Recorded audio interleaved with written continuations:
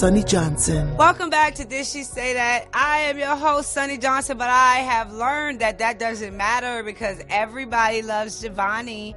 Oh, we love JaVonni. Where's JaVonni? What's up, JaVonni? Hey, what's up? You know you've taken over my damn podcast, right? Just a little. I can't go nowhere now without somebody asking about you. Means I'm doing my job. There you go. Yeah, I don't like it. You take attention off me. All right, come on, let's go. You'll get used to it. Facebook employees were recently asked to submit questions to be considered for Mark Zuckerberg's his weekly Q&A session. One of the more notable questions was one asking if Facebook has a role in stopping Donald Trump from getting the presidency. If Facebook was smart, they would have just skipped the question. Only a moronic Silicon Valley intern, in my opinion, would think of something stupid like that. And actually say it out loud. Are we not allowed to all vote in our own interest and discuss who we choose? Of course not. We have to stop the hate. The purpose of social media is to stop the hate. Don't you understand that? And that's all Mark Zuckerberg is doing. He's trying to eliminate the hate of capitalism that he uses for his product to make his, you know what? I'm tired. Look, the progressives, this is what they freaking do. In all honesty, and this is for black people. This is their main objective, main goal, broken down simply, is that they think that they can control human nature by rules, regulations, and in this case, what do they call it? Statistical analysis. That's how they show the stories, right? They take all this data and whatever they think you like is what they give you. Okay.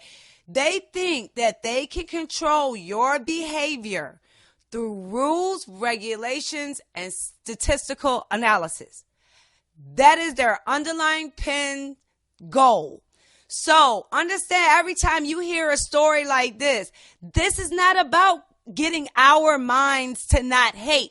This is about getting your mind to think the way they want you to think, thereby controlling your behavior. By repeating this, you're insinuating that there's an issue with Trump, that it's something negative with his campaign without actually saying it. And as I said, if they had skipped it all together, we wouldn't be talking about this right now. But the fact that you actually said it out loud acknowledges that you do intend on doing something, because he mentioned freedom of speech. We can say what we want, but if he felt that way, you wouldn't have covered the topic of Trump. There was no reason to say it if we all understand that. Yes, it is, because it lets people know that Facebook is a safe space. You can come here, you won't be inflicted with Trump ads or good Trump stories or any of that Trump propaganda. It lets the progressives know that we are a safe place and you are welcome. Your little kid feelings won't get hurt when you come to Facebook. He recently ran a whole bunch of European ads about European immigration, and that he was going to stop hate speech on that. Before doing some extensive traveling with, I want to say it was Angela Merkel. I'm not sure. I don't want to be caught on air with that one immediately afterwards. So, I mean, he has a history of taking political sides for his alleged safe space for freedom of speech. I'm not going to bash it. If you make the money, spend the money the way you see fit. If you want to do it in political outreach or political propaganda, then do it. Don't get mad when people call you out on it. Don't get mad when people call your service out on it. And stop being a hypocrite when the other side does it. Yeah, don't lie. I mean, if you're against him, then be against him. Okay, own it. And just own it, walk through it, say that that's what you are, that's where you stand. Let people see you clearly and let the market decide. I'm one of them free market people, and that's why I'm hardly on Facebook. But I will check it for you guys because I do love you, so I still will check it for you. But if you really want to talk to me, you'll find me on Twitter, but I'm sure that's only a matter of time before they start restricting Trump on Twitter too. They did. I don't know if you heard, there was a story a couple weeks ago. All these people reported that their Trump messages weren't going anywhere.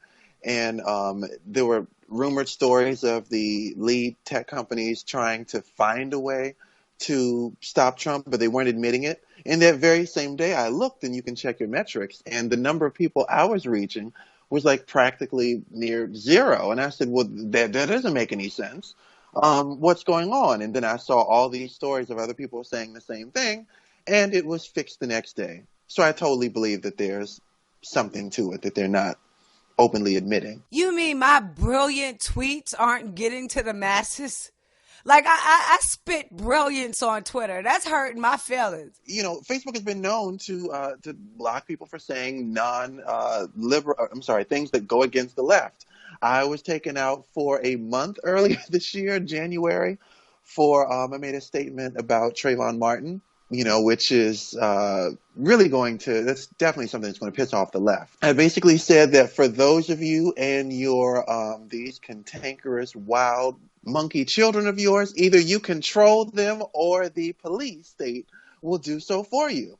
And they'll end up another Trayvon Martin, which I totally believe. And boom, I was out by the end of the day. You call the children monkeys, JaVonni. I'm sorry. You can't call the children monkeys. The children are our future. And I say that unsarcastically. The children are our future, man. We can't treat them like monkeys. I mentioned in a previous show of yours about the little black kid who called his white neighbor a stupid white bitch. That was how that banning happened. I was defending the woman. I was like, you shouldn't have to go through this. That's not right. Next story. All right. What about my lovely city of the nation's capital? The mayor of D.C., Muriel Bowser, has announced that she intends on having a ballot initiative among residents to become a state. Not only is that not going anywhere, this is coming from a woman who almost lost the 24 election to a white gay Republican as mayor in a black city. How terrible of a candidate can you be to lose like that? I mean, no one would ever imagine having a white mayor for one here and a white gay one as well and a Republican. So good luck with that initiative. You go ahead. Tell the people how you feel about DC politics. So she announced that she intends on spending billions of dollars without congressional approval. Not only is that illegal, that's a good chance of landing her in jail. The city wants to be independent up until the moment of, like, they recently asked for, I want to say it was $1 billion for capital improvements on its subway system, and threatened to close. They said that we may have to close entire lines of the subway for 6 months. 6 months. Oh, yes. And like you could hear even down, I'm close to the DC area. So even down in my area, they were like, oh my gosh, they're going to shut down the railway. And you got people panic. Yet again, black people. This is what happens when they push you. They push you in mass transportation and then they control you because you can't move without them. Okay, I just had to insert that. I'm sorry. It's on purpose. It's a bargaining point for money. Like, they do this all the time. The same thing happened with the cities. Scare you to take away your services if they don't get the money they want. And then you wonder why the money never gets to their community. The money never gets to your community because they scare you to death first and take it for their own means and let you cry for not getting it later. It's the same game. I mean, they've been doing it in the city, service after service, project after project.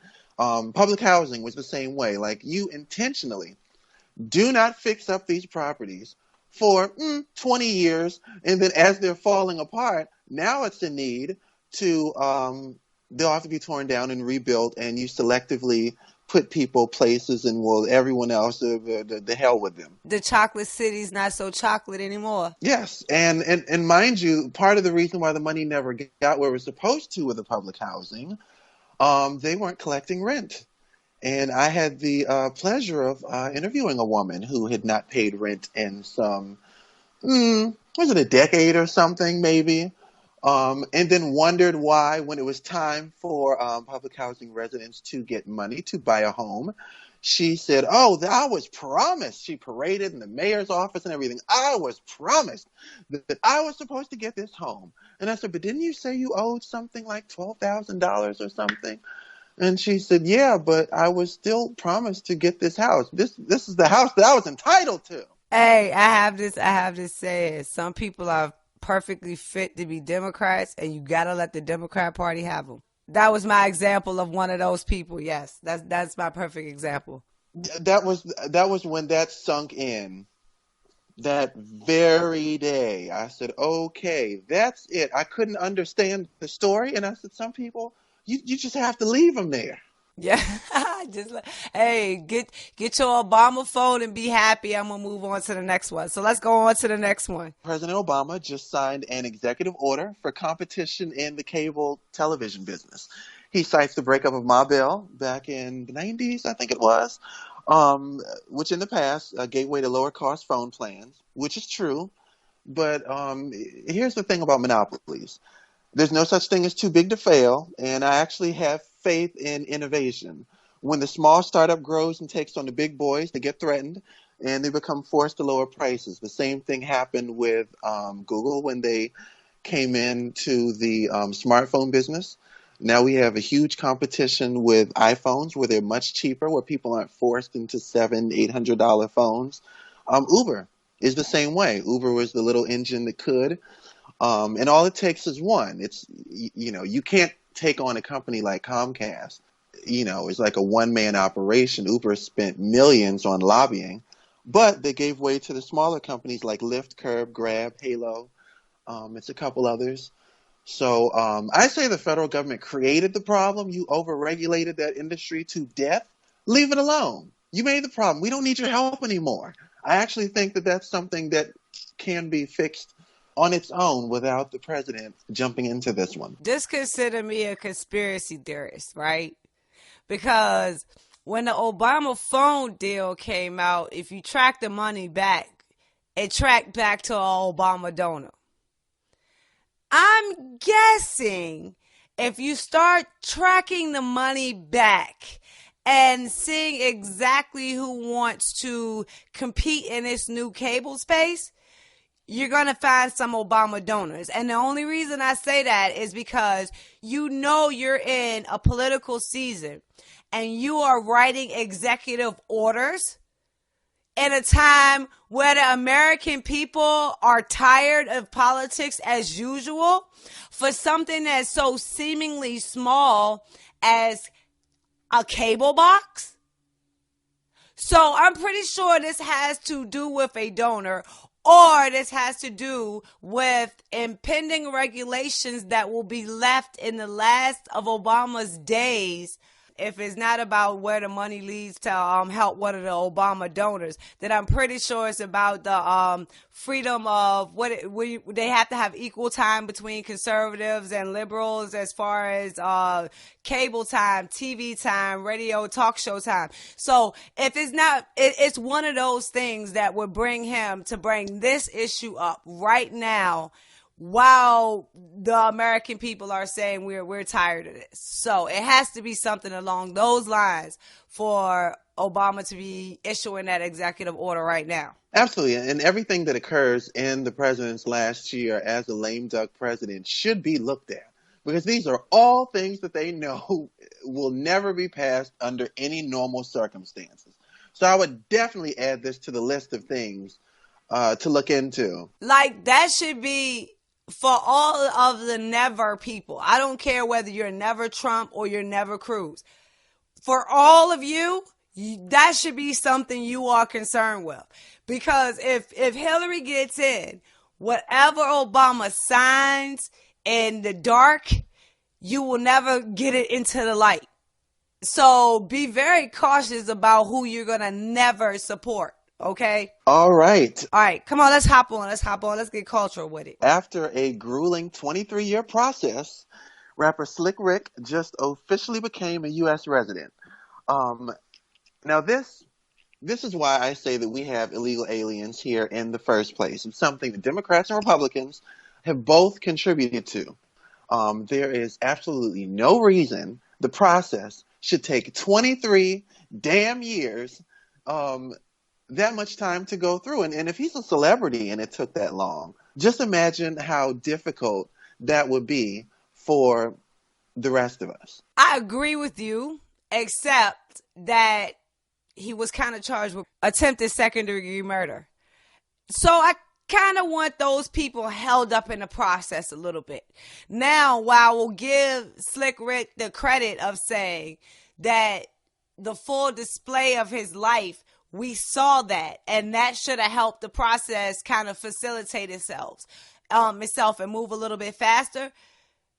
I kind of do want people who are charged with murder or charged with rape or charged with kidnapping or charged with any of those things to have a much harder time becoming an American citizen. Can you get a permanent no? Can we end this at year? Well, he started, I think, before the murder. No, but I'll also give credit to the fact that he kept pushing for it. That it meant so much to him to be an American that even though the process was long and even though the process was arduous, he kept at it until he got there. And that's what a lot of these illegal immigrants need to understand, that there's a respect for becoming an American citizen, for going through the process, for having it happen, that action where you are acknowledged because you did everything right and you are a full-blooded American citizen. There is beauty in that. And just being handed it without any sacrifice, just being handed it without knowing what it means and actually going through the process of having to sacrifice for it, it leaves it empty. It leaves it hollow. And those are not the type of Americans we need. So I just have to say that you have totally earned your hip hop card, even though I've been covering the industry, et cetera, for years. I kind of missed the attempted murder part before bringing this up. So I just wanted to give you a little credit for that one there. Yeah, he was found guilty of attempted second-degree murder. And I don't want, the circumstances, street stuff happened, whether it was self-defense or whether it actually happened, nobody will never know, but the people was there. And he's kind of from that time period where he likely would be, because the stuff these days, like in D.C. with the shootings, they said the majority of them, like the shootings, they don't even hit anyone. Whereas in the past, the 90s and before, there was a target.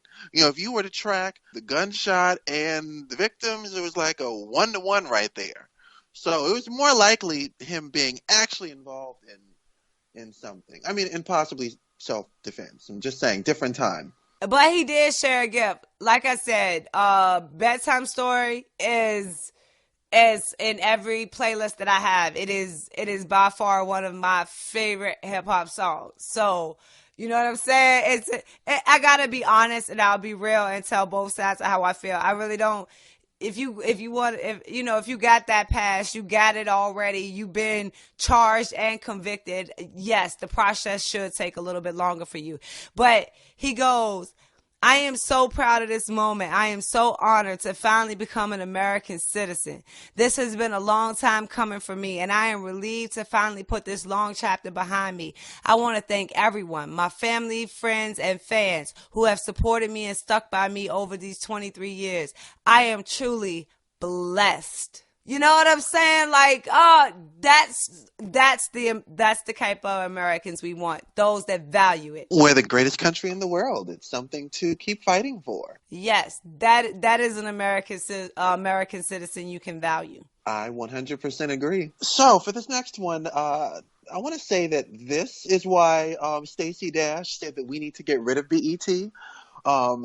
They recently did an article saying that we need... Did you just say her name on my show? I did, yes.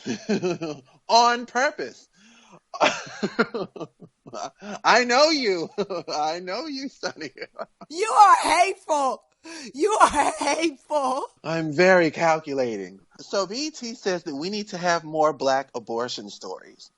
I will repeat that. They think that we need to make abortion more mainstream in the Black community. And again, that is just why I think that she was a little before her time when she said we need to get rid of BET, because now I will actually agree with that statement after hearing that. I am going to disagree. Okay, and this is why I am going to disagree. The article, the face of the article is Billy Guns and Amina. Okay, now if you don't watch Love and Hip Hop, then you don't know who these two ratchet ass people are. And with a third, Peter, Amina, and Tara. So Peter switches between Amina and Tara like they're napkins. Like it's like utterly ridiculous. So he's married to Amina, right? Amina gets pregnant with their second child. She says, okay, well, we're not in a good place, so I'm going to go get an abortion. She goes, gets an abortion. A couple days later, she finds out that Tara is pregnant. Tara's getting ready to have her baby if she didn't have it already. And they just announced that Amina is now pregnant again, and her and Peter are expecting a little girl. So this is why I disagree with you, because by using their pictures attached to that story, they destroy the lie that this abortion talk is about the women who have been raped and the women who have been molested and the little kids that have been sodomized by by their fathers, or incest, or this. No, every time you want to talk about abortion, you want to talk about them. You want to talk about the extreme cases on the outskirts. This is the majority. This is the majority of abortion. Birth control. Abortion as birth control. This shows a lot of American women that is some trifling shit. And that is not the way you should carry yourself. And you should not be having abortion of your husband's child because he's too busy sleeping with his ex-wife or his ex-girlfriend or his ex-baby mama, whatever it is. Sonnie, I don't consistently watch that show. And see, I dismissed the fact that his picture was there to begin with. Like, I was actually trying to address the article itself. He walks around calling himself the Creep Squad. They are the Creep Squad. You want to normalize abortion for the Creep Squad? Are you fucking kidding me? This is how I feel about him. The same way that you mentioned She Who Shall Not Be Named, Azalea Banks, the other week, saying that you were not going to mention her name on the show again. That's how I feel about him. He was a producer and rapper in the 90s who had, I think it was a good hit, and has not done well since because of the fact that he can't keep it in his pants. And to this day, the fact that reality television, you have a production schedule. So the fact that you are voluntarily, like your scheduled thing to do today is to cheat on your wife, that is disgusting and ridiculous. So I don't even see him as someone as like worthy of mentioning. And abortion is a big topic. Why would we pick him, of all people, to be on the face of anything significant, any type of significant discussion? It was trolling at best for clicks. My blood pressure just shot. It just shot through the roof. I tried to ignore his face because I thought that was very stupid of the author to use. If you wanted to be taken seriously, you would not put him on there. It was perfect because it shows the lie. It shows the lie. It is not about the abused, and it's not about that. It's about the trifling.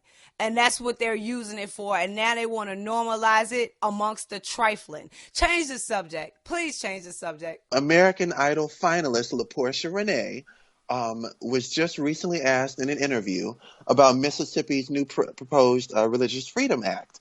And in her explanation, she had addressed the LGBT community as being a lifestyle.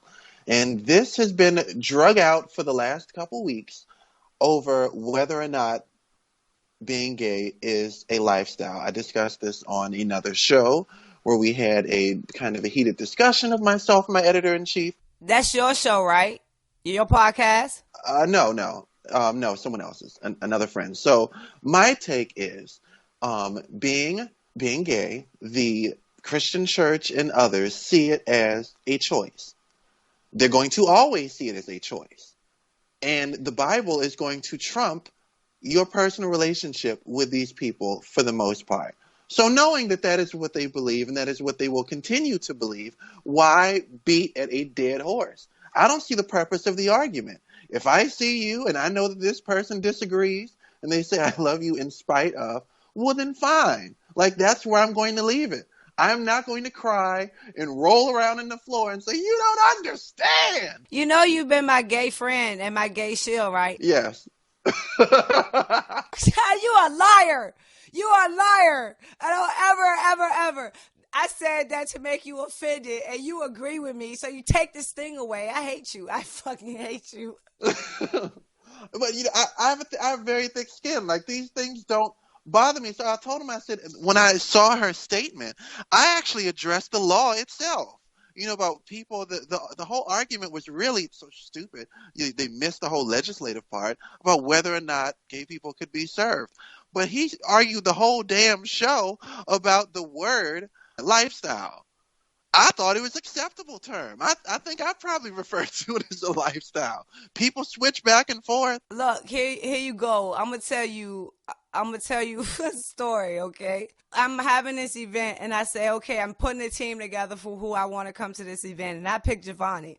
I say, okay, JaVonni, I'm having this event. I want you to come. He comes. He shows up. We're about 2 hours before the event. I go, well, JaVonni, have you ever spoken in front of people before? JaVonni goes, well, no. I didn't even ask JaVonni had he ever spoke before. I was like, well, okay, here you go. You about to be uncomfortable because you get ready to speak. So I have no idea what's getting ready to come out of JaVonni's mouth. I don't remember much of what anybody said that day except what you said. What you said that day, I can remember word for word. JaVonni told an audience of old Jewish people, he says, it never crossed my mind to ask any of you if I had permission to marry somebody. It never crossed my mind that it was any of your damn business. This is the way it works for me. I have a lawyer and you have a lawyer. This is my shit and this is your shit. When we break up, I take my shit, you take your shit. I don't need your permission. I just died laughing. I died laughing so. I'm very indifferent about it. All this arguing, and I told him, I said, it's nothing but like the gay lobby. It's their job. And I know this being in D.C., their job is to sit their ass at a desk and to come up with some shit to argue about and send it to the public and send it to Congress. I said, it's like, this is a non-issue to me. You're arguing over a word, and you completely missed the friggin' subject of what the legislation was. Well, if we can start restricting lifestyles, I would like to start restricting vegans. Well, I'm a vegetarian. I'm not a vegan, so I'm not quite there yet. You coming close, and you can't eat meat. Oh, it's oppression. Look, I got a text the other day. I'm not one of those people, because if you tell me that when you, like early in the morning, oh, you put too much sugar in your coffee. It's just, you know what that does to you? Hey, would you like this coffee in your face? I'm like, bacon. Like, you people, no, I hate that. I want to eat meat. And I don't like people that like want to share their recipes with me and tell me if I try it, it'll change my life. I'll be like, does it have bacon in it? And they're like, no. I'm like, does it have steak in it? No. Then it's not going to change my life. Like, get the hell over it. I am a carnivore. If you keep it to yourself, I don't care. But I'm a vegetarian, and I agree with you. When you comment on my food or try to get me to adapt to that, I despise it. And that goes for every single thing. If you want to rock, then rock. As long as you ain't trying to convince me to do it too. But that's the same way I feel with my Christianity. I don't try to push it on anybody. I'm going to just show you what it looks like to live as a Christian, to love people, to you know what I'm saying, to be a good person. And then you can judge me on that. I don't got to push it on you. I'm just going to show you what an example look like, and then I'll leave it be. So we just need more people like that. Vegans, nobody wants your damn recipes. I agree. I'm serious. They don't. It's disgusting. Well, thank you, JaVonni, for coming back on. You're welcome. Glad to be back. Okay, we're going to go out. We'll be back in just a few seconds after this little short break, and we're going to be talking Ice Cube and Donald Trump. Really?